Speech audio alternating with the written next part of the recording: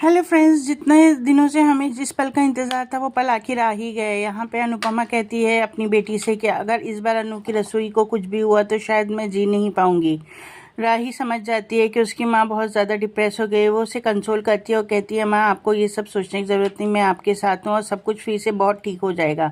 आपको इतना हिम्मत हारने की ज़रूरत नहीं है। और यहाँ पे हम देखेंगे घर पर प्रेम अपने बाल से लड़ता है, अपने बाप से लड़ता है, हर किसी से लड़ता है और कहता है कि अनुपमा और राही को किसी ने भी नुकसान पहुँचाने की कोशिश की तो वो मुझे अपने सामने खड़ा पाएगा।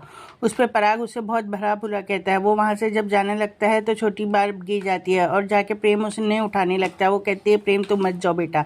प्रेम तब तक के थारी उसको एक कमेंट पास करती है और प्रेम पलट के उसे जवाब देता है। उस पर पराग कहता है, मैं अपनी माँ के खिलाफ एक वर्ड नहीं सुन सकता। उसने कहा, सचमुच क्या वो माँ कहलाने के भी लायक है? और प्रेम वहाँ से गुस्से से निकल जाता है। अब हम यहाँ पे देखेंगे फ्रेंड्स, अंश बहुत ज़्यादा डिस्टर्ब है कि कहीं इन लोगों को पता ना चल जाए कि मैं अनुपमा से रिलेटेड हूँ। उस पर परी कहेगी कि तुम्हें टेंशन लेने की कोई ज़रूरत नहीं है क्योंकि तुम शाह हो और तुम कि उन लोगों को कभी पता ही नहीं चलेगा कि तुम अनुपमा से रिलेटेड हो। अब अनुपमा वहाँ जाएगी नहीं, यानी यहाँ पे अंश सिर्फ अपना फ़ायदा सोच रहा है दोस्तों। इसके बाद हम देखेंगे कि पराग डिसाइड करेगा कि उसको अब अनुपमा को फेस टू फेस मिलना चाहिए क्योंकि उसे लग रहा है कि अनुपमा प्रेम को अपनी तरफ अट्रैक्ट कर रही है, अपनी बेटी की तरफ, ताकि वो मुझे और उसको एक दूसरे के खिलाफ कर सके।